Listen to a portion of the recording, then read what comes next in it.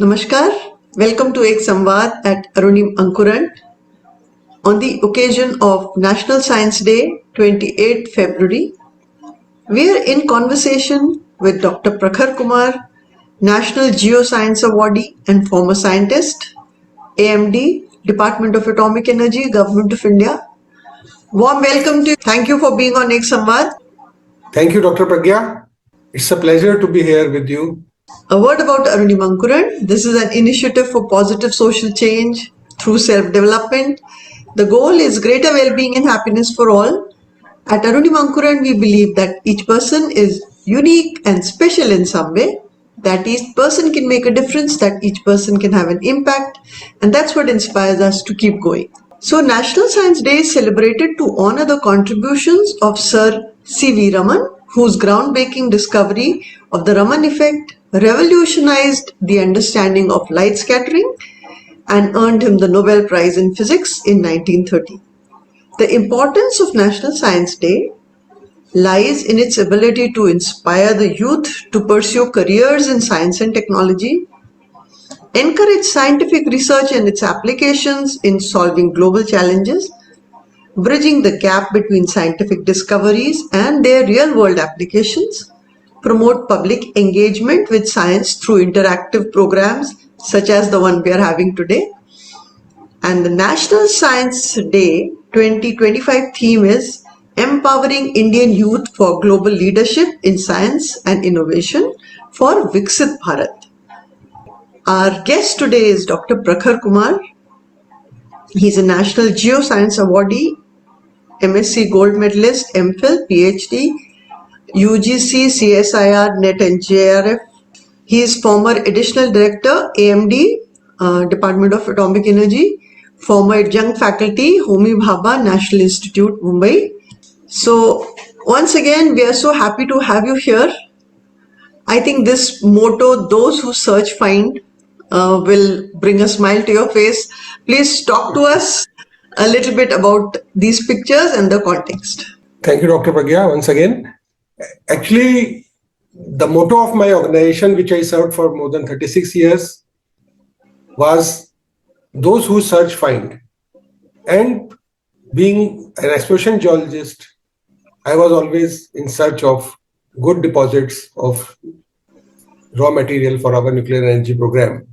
As these pictures clearly mention, कि हम लोग as an exploration geologist जो काम करते हैं, उसमें पृथ्वी, जल और आकाश तीनों का हम लोगों को अच्छी तरह से गहन अध्ययन करना पड़ता है. और इसी तरह इन फोटोग्राफ्स में दिख रहा है कि कैसे हम राजस्थान के थार डेजर्ट में नागार्जुन सागर डैम के किनारे एयरबॉर्न हेलीकॉप्टर सर्वेज और जियोफिजिक्स एंड सॉल्ट पैन्स में राजस्थान के. और इसमें म्यूजियम में एक तस्वीर है जिसमें मैस्टोडॉन का फॉसिल है. उसको देखते हुए एक जियोलॉजिस्ट किस तरह अलग अलग एनवायरनमेंट्स में काम करता है. So once again, congratulations to you on National Science Day, and we would like you to share with us सबसे पहले कि आपकी जो journey है as a scientist, how did it start and what were some of the major milestones? मैंने 1982 में geology department Punjab university Chandigarh join किया, जहां से मैंने ग्रेजुएशन एंड पोस्ट ग्रेजुएशन और एमफिल की. और it is my destiny that I joined AMD as scientist with great divine intervention. Actually मैं एमफिल से रिलेटेड अपना फील्ड वर्क कश्मीर में पहलगाम चंदनवाड़ी इलाके में कर रहा था. तभी मुझे एक टेलीग्राम प्राप्त हुआ जिससे मुझे पता चला कि मुझे 4 दिन बाद हैदराबाद में रिटर्न टेस्ट और उसके बाद अगर क्लियर हो गया तो इंटरव्यू के लिए अपीयर होना है. मैं वहां कश्मीर से इमीडिएटली चल दिया, और लेकिन रास्ते में बनिहाल और रामबन के बीच में Jammu Srinagar national highway block था लैंडस्लाइड के कारण, और बड़ी कठिनाई से मुझे पैदल चल के वो रास्ता पार करना पड़ा. और दूसरी तरफ से फिर एक ट्रक में लिफ्ट लेके मैं किसी तरह चंडीगढ़ पहुंचा, और वहां से ट्रेन पकड़कर मैं सही वक्त पर मैं हैदराबाद पहुंच गया, जहां मेरा इंटरव्यू और रिटर्न एग्जाम दोनों क्लियर हुए। और सन 1989 में फरवरी के महीने में मैंने as a scientist department of atomic energy को ज्वाइन किया। इसके अलावा ज्वाइन करने के बाद मुझे 3 महीने की फील्ड रिलेटेड ट्रेनिंग दी गई, और उसके बाद मुझे बस्तर के जंगलों में मेरी पहली पोस्टिंग हुई, और वहीं से मेरा जो लंबी यात्रा है 36 साल की जो चालू हुई।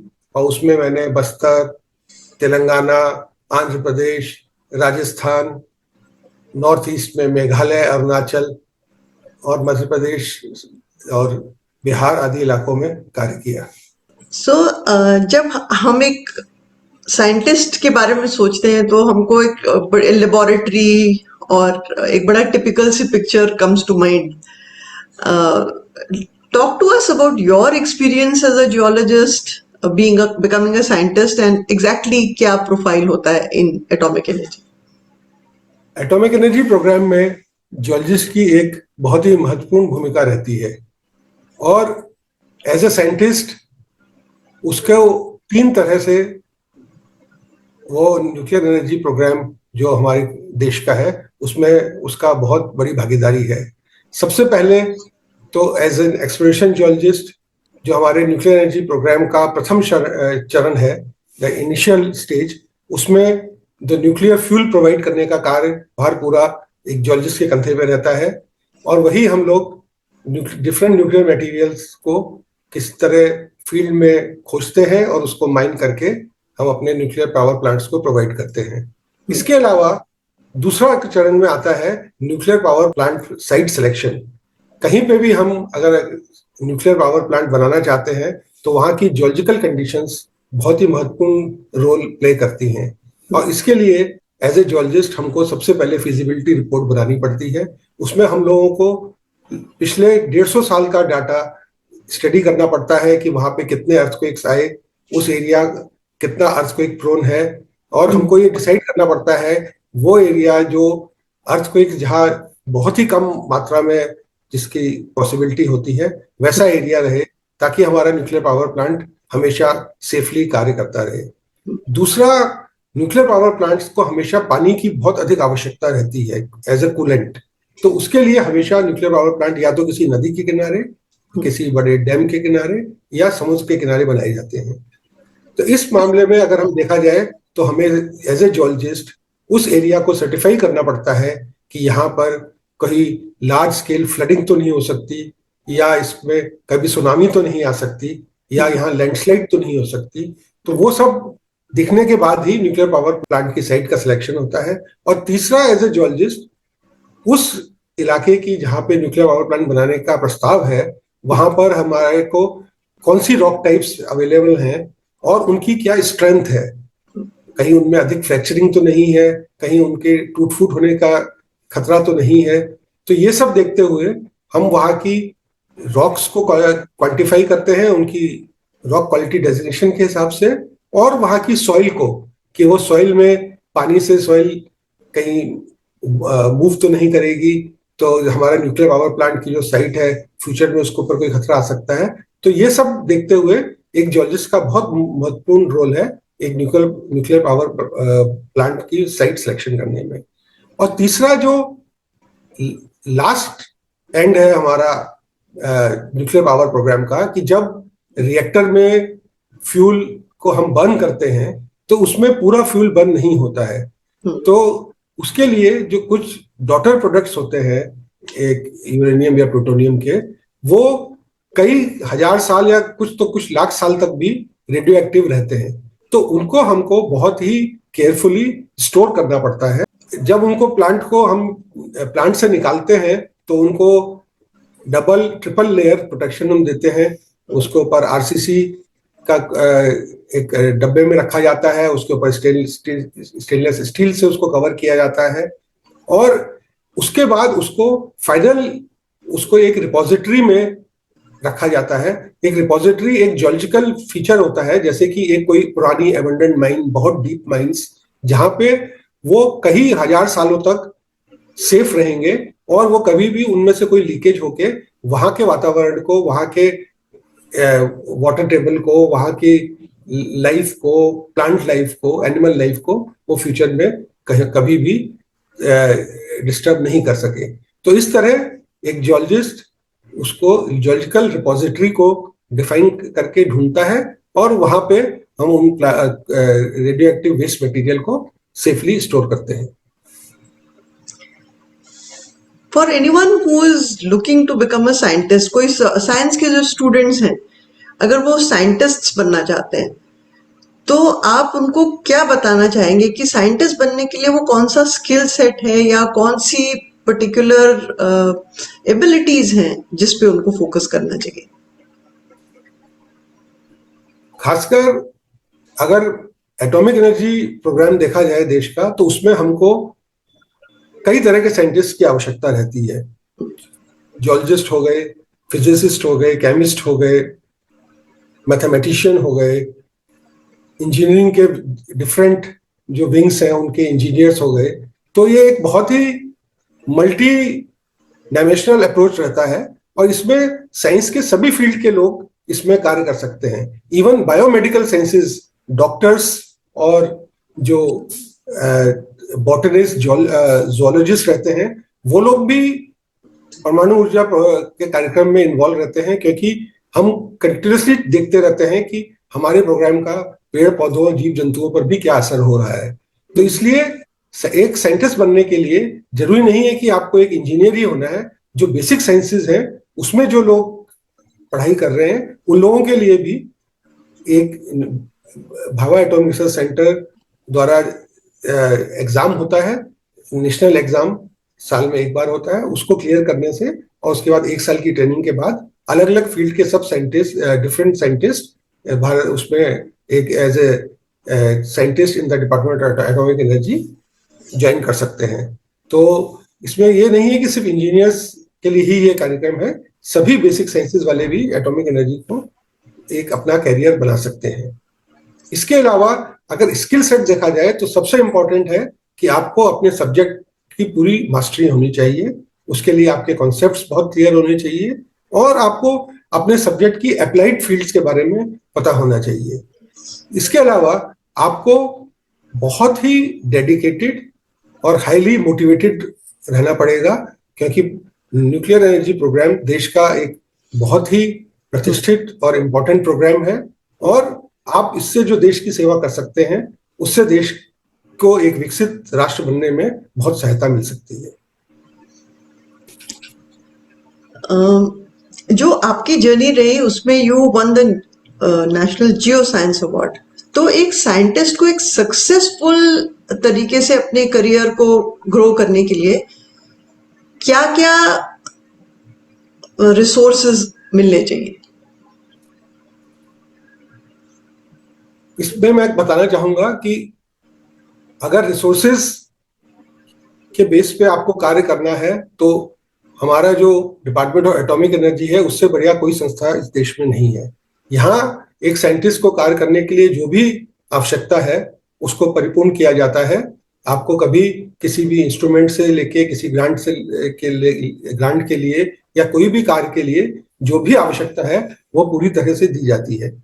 मैं अपने बारे में बताऊं तो एज ए जियोलॉजिस्ट मैंने जब ये प्रोग्राम ज्वाइन किया तो मुझे बहुत ही अच्छी गाइडेंस देने के लिए कुछ मेंटर मिले, जिनमें श्री आर.एम. सिन्हा, डॉक्टर मीर आजम अली, श्री पार्थसारथी, इन लोगों का नाम मैं लेना चाहूंगा, जिन्होंने इतने सीनियर होके भी एक यंग जियोलॉजिस्ट, एक्सप्लोरेशन जियोलॉजिस्ट को डिफरेंट आयाम जो है एक अच्छे एक्सप्लोरेशन जियोलॉजिस्ट बनने के वो सिखाए। और उन्हीं की प्रेरणा से मैंने सिंसियरली काम करना शुरू किया और आगे जाके अपनी इतनी लंबी 36 साल की जर्नी पूरी की। और इस दौरान मुझे कई जियोलॉजिकल टेरेन्स में काम करने का मौका मिला और उसमें मैंने कई अच्छे डिपॉजिट्स भी ढूंढे। तो एक साइंटिस्ट लाइक यू, उनके एक जो वर्क लाइफ है, can you describe it to us how it is? एक एक्सप्लोरेशन जियोलॉजिस्ट जो एक साइंटिस्ट है एटॉमिक एनर्जी में, उसकी लाइफ को आप 2 भाग में डिफाइन कर सकते हैं। साल में 6 महीने का फील्ड वर्क रहता है और 6 महीने का लेबोरेटरी वर्क। तो 6 महीने हम लोग फील्ड में जाके डिटेल एक्सप्लोरेशन करते हैं, जिसमें हम लोग पैदल चल के डिफरेंट इंस्ट्रूमेंट से ढूंढते हैं कि कौन से मिनरल्स हमको आवश्यकता है, और अगर हमको कुछ सरफेस पे कुछ मिलता है तो उसको फिर हम ड्रिलिंग करके उसका एवेल्यूएशन करते हैं, रिसोर्सेज कितने हैं, और उसके बाद उसकी माइनिंग करके उनको निकाला जाता है। और 6 महीने वहां से हम लोग जो सैंपल्स लेके आते हैं उनका हम फिर लेबोरेटरी पे गहन अध्ययन करते हैं, और उससे उससे हमको पता चलता है कि कितनी मात्रा में इसमें कौन सा मिनरल है और उसकी क्या इकोनॉमिक वैल्यू है, और वो हमारे न्यूक्लियर एनर्जी प्रोग्राम को कितना आगे ले जा सकता है। तो अभी जो 2025 का थीम है, encouraging the young people, to create a विकसित भारत, तो जो इंडिया के जो यंग साइंटिस्ट हैं उनके बारे में आप क्या सोचते हैं? इंडिया में यंग साइंटिस्ट में बहुत अच्छा टैलेंट है, और वो देश को बहुत आगे लेके जाएंगे, और हमारा फ्यूचर बहुत सिक्योर है, इसका मुझे पूर्ण विश्वास है। हमारा एटॉमिक एनर्जी का सिलेक्शन प्रोसेस और उसके बाद ट्रेनिंग प्रोग्राम बहुत ही सुदृढ़ और सुडौल है, और इसके कारण हम लोग बहुत ही हाई क्वालिटी साइंटिस्ट, और हमारे पास जो रिसोर्सेज हैं, हमारी लैब्स हैं, हमारे जो फील्ड वर्क के इक्विपमेंट्स हैं, वो सब at par with the world हैं। और इसमें जो भी साइंटिस्ट, जो भी स्टूडेंट जो अभी पढ़ रहे हैं, वो भी मैं उनको एनकरेज करता हूं कि वो जिस भी फील्ड से हो साइंस के, वो इस कोशिश करके परमाणु ऊर्जा कार्यक्रम से अपने आप को जोड़ें, और एक वैज्ञानिक बन के देश को एक विकसित राष्ट्र, जो कि हमारे प्रधानमंत्री का 2047 तक विकसित राष्ट्र बनाने का प्रण है, उसमें पूर्ण सहयोग करें। जैसे आप एक एटॉमिक एनर्जी डिपार्टमेंट के साइंटिस्ट हैं, तो आपके लिए वो सोचना शायद उतना मुश्किल नहीं है, लेकिन आम लोगों के लिए अभी भी to think about nuclear energy there is a lot of resistance. So what would you like to say about this? ये एक बहुत स्वाभाविक सी बात है।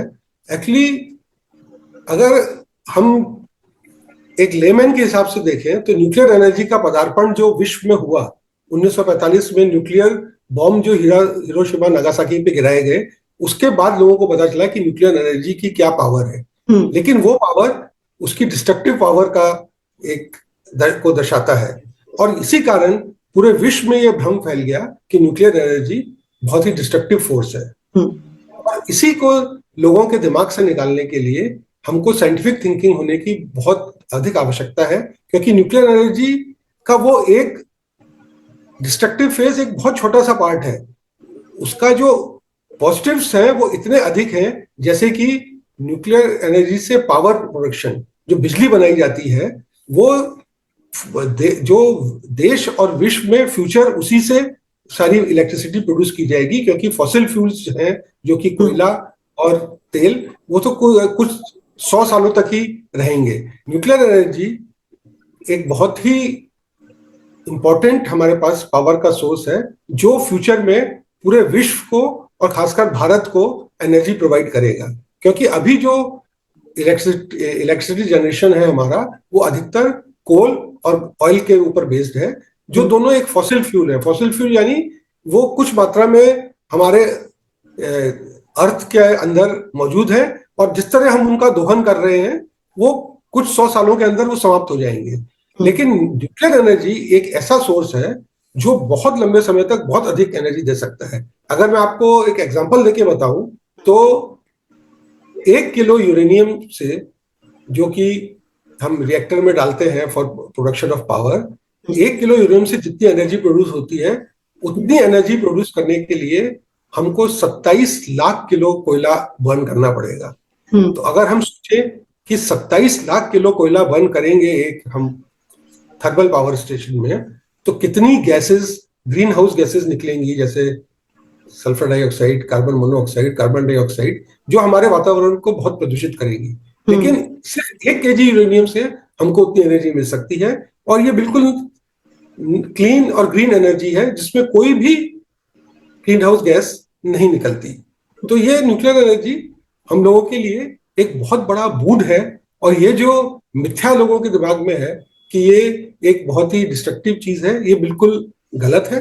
और अगर हम देखें आज कैंसर इतना अधिक लोगों में फैल रहा है, और उसका इलाज के लिए radiotherapy is one of the best. And उसमें हम लोग रेडियो आइसोटोप्स जो न्यूक्लियर एनर्जी के ही द्वारा बनाए जाते हैं, उनसे हम लोग पूरा रेडिएशन ट्रीटमेंट करते हैं। इसी तरह हम लोग जो नई नई फसलें बना रहे हैं, जिससे उस इलाके तो हमारे पास सीमित है, लेकिन उससे हमको अगर उत्पादन बढ़ाना है अपनी फसलों का, तो हम न्यूक्लियर एनर्जी से म्यूटेशन करके एक नई वैरायटी ऑफ क्रॉप्स पैदा कर रहे हैं, गेहूं की, राइस की, जिससे प्रोडक्शन ऑलमोस्ट डबल हो जाता है। तो ये एक एग्रीकल्चर में भी एक रिवॉल्यूशन लाने के लिए, और एक प्रिजर्वेशन ऑफ हमारे जो फ्रूट्स एंड पेरिशेबल वेजिटेबल्स हैं, उनको हम इरिडिएट करते हैं, जैसे आलू, प्याज और फलों को, तो वो हम उनको उनकी शेल्फ लाइफ 4 से 5 गुना बढ़ा सकते हैं। तो उसके कारण जो फल हम सिर्फ 2-3 हफ्ते के अंदर हमको अपने देश में ही इस्तेमाल करने होते हैं, अब हम उनको विदेशों में भी भेज पा रहे हैं, और उससे बहुत अधिक मात्रा में हम विदेशी मुद्रा का भी अर्जन कर रहे हैं। तो ये तो आपने जो बताया, ये एक साइंस स्टूडेंट या somebody who studying साइंस, उसके लिए समझना शायद आसान है, लेकिन आम लोगों को एक साइंटिफिक टेम्परामेंट डेवलप करने के लिए what are some suggestions that you can share with us? देखिए, आम लोगों को भी ये एक scientific temper, scientific thinking develop करना बहुत जरूरी है। और इसके लिए उनको ये समझना चाहिए कि जो भी तरक्की हमारी हो रही है या आगे जो होगी, वो सब साइंस के कारण ही हो रही है। Science is the catalyst for transformation. So अगर हमको विकसित राष्ट्र बनना है, तो हमको साइंस में और से अधिक इन्वेस्ट करना है, ताकि हम बढ़िया से बढ़िया चीजें कम से कम दाम पर हम अपने आम जनता को पहुंचा सकें। तो इसके लिए सभी से विनती करता हूं कि साइंस को एक बहुत ही इम्पोर्टेंट पार्ट अपनी लाइफ का बनाएं, और अपने बच्चों में, आने वाली जनरेशन में साइंस पढ़ने के लिए अधिक से अधिक उत्साहित करें, ताकि आपको हमारे देश को अच्छे से अच्छे साइंटिस्ट फ्यूचर में मिले, जो नई क्रिटिकल थिंकिंग के साथ, out of the box thinking के साथ हमें नए से नए इन्वेंशंस दें, प्रोडक्ट दें, पेटेंट्स दें, जिससे कि हमारा देश अधिक से अधिक तरक्की कर सके। और जहां तक साइंटिफिक टेम्परामेंट डेवलप करने की बात है, आम लोग जो है, जनरल पब्लिक जो साइंस नहीं भी पढ़ी है, उनको भी जिज्ञासा तो होती है, तो उनको अपनी जिज्ञासा शांत करने के लिए जानने की कोशिश करनी चाहिए कि साइंस का क्या महत्व है, कैसे साइंटिफिक थिंकिंग से हम चीजों का आसानी से सॉल्यूशन ढूंढ सकते हैं। और अगर हम परमाणु ऊर्जा को लें, जिसके खिलाफ बहुत सी भ्रांतियां फैली हुई हैं कि ये एक बहुत ही डेंजरस चीज है, ये करने से हमारे सेहत पे बहुत असर पड़ेगा, कैंसर फैल जाएगा, ये सब भ्रांतियां हैं, इनका कोई साइंटिफिक प्रूफ नहीं है। और ये अगर हमको ये समझ आए कि बल्कि कैंसर फैलाना नहीं, कैंसर को ठीक करने के लिए एक न्यूक्लियर एनर्जी की आवश्यकता है, और न्यूक्लियर एनर्जी ही एक ऐसी एनर्जी है जिससे कि हमें फ्यूचर में बिजली प्राप्त होगी, इलेक्ट्रिसिटी मिलेगी, और जिससे हम लोग तरक्की कर सकेंगे। तो हमको अपने दिमाग में यह रखना चाहिए कि न्यूक्लियर एनर्जी एक positive way of generation of power है, न कि एक बहुत ही खतरनाक तरह का, जिस तरह की भ्रांतियां लोगों में फैली हुई हैं।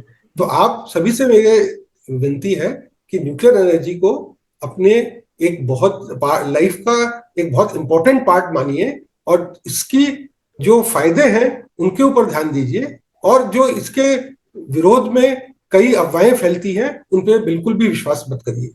तो जैसे हमारे देश में अभी जो साइंस की स्थिति है, ज्यादातर लोग सोचते हैं कि इंजीनियरिंग या मेडिसिन, लेकिन आपसे बात करके ऐसा मुझे लग रहा है कि जो केमिस्ट्री, फिजिक्स, मैथमेटिक्स, बायोलॉजी, ये जो बाकी जो ब्रांचेस हैं साइंस की, जो प्योर साइंसेस हैं, वो पढ़ के भी आप एक काफी मेजर रोल प्ले कर सकते हैं, कंट्रीब्यूट कर सकते हैं देश की तरक्की में, देश को विकसित बनाने में।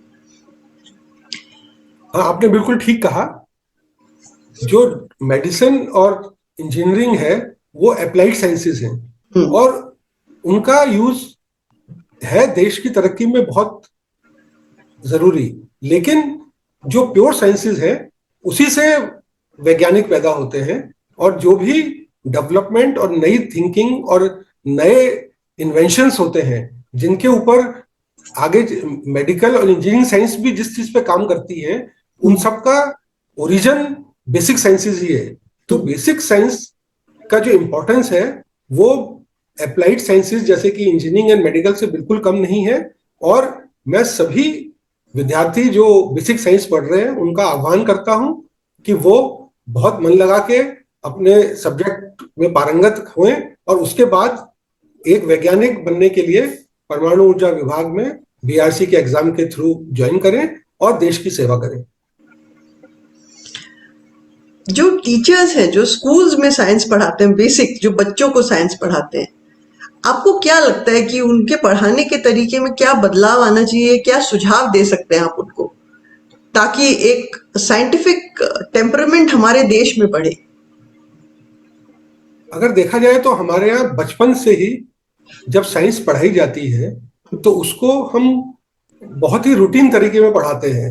जैसे कि हम और सब्जेक्ट्स हैं आर्ट्स के, उसको जिस तरह किताबों से पढ़ाया जाता है वैसे ही साइंस को पढ़ाते हैं। लेकिन अगर हमको साइंस को इंटरेस्टिंग बनाना है और एक यंग माइंड को साइंस में इनकलकेट करना है, तो उसके लिए हमको साइंस को एक एक्सपेरिमेंटल वे में पढ़ाना चाहिए। हमें उनको डेमोन्स्ट्रेटिव वे में एक्सपेरिमेंट्स कर करके ये दिखाना चाहिए कि कैसे एक केमिकल दूसरे से रिएक्ट करता है तो उसका क्या असर होता है, और उससे तीसरा जो केमिकल बनता है उसका कैसा रंग बदल जाता है।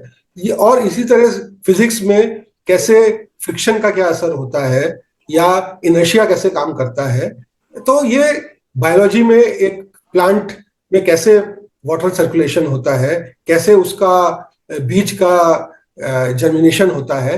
तो ये सब हम अगर डेमोन्स्ट्रेट करेंगे, एक एक्सपेरिमेंटल वे में बच्चों को पढ़ाएंगे, तो उनकी जिज्ञासा भी शांत होगी और उनको इसमें इंटरेस्ट आना भी शुरू होगा। और एक वेरी छोटी सी एज में अगर 5-6 साल 8-7-8 साल तक के बच्चों को साइंस में इंटरेस्ट डेवलप हो गया तो वही आगे चल के देश के भावी कर्णधार बनेंगे।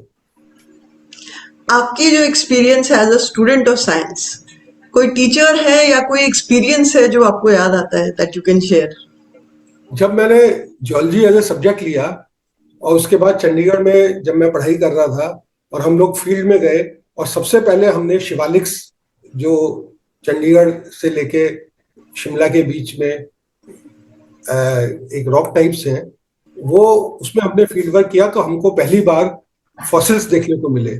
फॉसिल्स वो जीवाश्म हैं जो कई लाख साल पुराने अभी भी रॉक्स के बीच में दबे हुए हैं, जिनसे कि हमको पता चलता है कि उस समय के कैसी क्लाइमेट थी, कौन से जानवर उस टाइम रहते थे और उस समय क्या वातावरण था जिसमें कि वो जो जीवाश्म थे वो प्रिजर्व हो गए। तो वहां पे हम लोगों को मैस्टोडोन, एलिफेंट्स, पुराने फिशेस, उन सबके फॉसिल्स मिले और उनसे हमें ये जब हाथ में फॉसिल्स को छुआ तब पता चला कि हम कितनी पुरानी, कितनी बड़ी हिस्ट्री को अपने हाथ में लेके खड़े हैं और इससे हमें क्या क्या जानकारी प्राप्त होती है। तो location of fossils in the Himalayas was one of the great discovery for me, which developed my interest in science much more. So before we conclude this ek samvad with you, is there a message that you would like to share? मैं सभी लोगों से यह विनती करता हूं कि आप साइंस के बारे में अधिक से अधिक अपने को जागरूक करें। साइंस एक बहुत ही जरूरी हमारे डेवलपमेंट का साधन है और साइंस के डेवलपमेंट से ही देश का डेवलपमेंट होता है। और हमेशा किसी भी चीज के बारे में अगर आप सुने तो उसको अपने पता करें कि ये बात कितनी सही है। कोई भी अगर अफवाह या कोई भी भ्रांति आपके बारे में किसी भी साइंस की चीज, जैसे कि खासकर न्यूक्लियर एनर्जी के बारे में फैलाई जा रही है, तो आप जरूर उस पर, आजकल तो इंटरनेट, गूगल हर जगह मौजूद है, उस पर देखिए कि इसका ये वाकई में सही है या ये सिर्फ प्रचार इसलिए किया जा रहा है ताकि हमारा न्यूक्लियर एनर्जी प्रोग्राम जो है वो तेजी से डेवलप ना हो सके और हम एक विकसित देश न बन सकें। इसलिए मैं सभी से आग्रह करता हूं कि न्यूक्लियर साइंस के प्रति एक पॉजिटिव अप्रोच रखें और ये मान के चलें कि ये न्यूक्लियर साइंस, जो न्यूक्लियर एनर्जी है, ये बहुत ही सेफ एनर्जी है और हमारा फ्यूचर पूरा इसी पर डिपेंडेंट है, क्योंकि हमारे देश के पास फॉसिल फ्यूल्स अधिक नहीं है और हमें एक विकसित राष्ट्र बनना है, तो न्यूक्लियर एनर्जी के ऊपर ही हमको डिपेंडेंट रहना पड़ेगा। So, as we conclude this conversation with you, we would like you to share with us the experience of winning the Geoscience Award and what it meant for you as a scientist. National geo science award मुझे 2010 में मिला।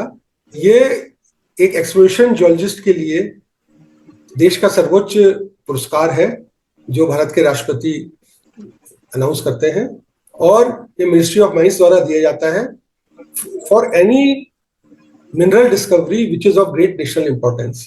और मैं बहुत proud feel करता हूं कि मैं अपनी टीम के साथ, मैंने तेलंगाना, जो अब उस टाइम आंध्र प्रदेश था, उसमें काफी बड़े डिपॉजिट्स ऑफ एटॉमिक मिनरल्स ढूंढे, जिनकी कारण मुझे इस पुरस्कार से नवाजा गया और ये मेरा लाइफ का सबसे बड़ा अचीवमेंट है। हमारे देश में बहुत सारे युवा हैं जो साइंटिफिक कम्युनिटी को ज्वाइन करना चाहते होंगे या उसका पार्ट है ऑलरेडी। आपका जो एक्सपीरियंस है उसमें बहुत सारे चैलेंजेस भी फेस किए होंगे आपने, but at the end of the day you know what would you like to say to that young person who is wondering कि मैं साइंटिस्ट बनूं कि नहीं? Actually, my 36 years of journey as a scientist in Department of Atomic Energy has been very satisfying and fulfilling for me. And same I would like to tell all my young scientists or the aspiring scientists that many challenges come in their life, but the satisfaction of achieving success in science is unparalleled. And so they should all try their best to join our Department of Atomic Energy as a scientist and contribute to our nation's atomic energy program, because the future of atomic energy is extremely bright in this country. And as per the projection for the Viksit Bharat 2047, we are going to increase the production of nuclear energy. और मैं young scientist जो अभी हैं हमारे atomic energy program में, या जो aspiring young scientist हैं जो डिफरेंट यूनिवर्सिटीज में पढ़ रहे हैं, उनको मैं ये बताना चाहता हूं कि साइंस से बढ़िया कैरियर और फुलफिलिंग कैरियर और कोई भी नहीं है। तो वो अपने जो भी फील्ड है उसमें बहुत मेहनत करें और एक साइंटिस्ट बनकर एटॉमिक एनर्जी प्रोग्राम को ज्वाइन करें, क्योंकि अभी हमारा जो लक्ष्य है 2047 तक विकसित भारत बनाने का, उसमें हमको बहुत अधिक संख्या में साइंटिस्ट की जरूरत पड़ेगी और यंग साइंटिस्ट जो है वही अधिक से अधिक भार उठाएंगे, क्योंकि हमारा जो अभी एटॉमिक एनर्जी का जो अभी प्रोडक्शन है उसको हम कई गुना बढ़ाने वाले हैं। और इसके लिए हमको, चाहे वो जियोलॉजिस्ट हो, चाहे फिजिसिस्ट, केमिस्ट, इंजीनियर, जो भी होगा, उन सब की कई फोल्ड अधिक आवश्यकता रहेगी। तो carriers in BRC are open and they are very, very satisfying and very fulfilling, and you will be really proud to be a scientist who is working for the nuclear power program of this country. On the occasion of National Science Day, we would like to thank you for your services to the nation and also for your time, and it was wonderful listening to your experiences as a scientist, and we hope that many young students will be inspired to contribute to the nation's growth in making a Viksit Bharat. Thank you very much. Jai Hind. जय Hind. Thank you doctor प्रज्ञा। और मैं अपनी तरफ से अरुण अंकुरन को बहुत बहुत बधाई देता हूं और शुभकामनाएं देता हूं कि जिस तरह वो एक कार्य कर रहे हैं सोशल चेंज लाने का, लोगों में अवेयरनेस बढ़ाने का, उसी तरह करते रहें और अरुण अंकुरन और अधिक डेवलप हो और एक बहुत बड़े पेड़ की तरह हर तरफ छा जाए। Thank you. Thank you so much.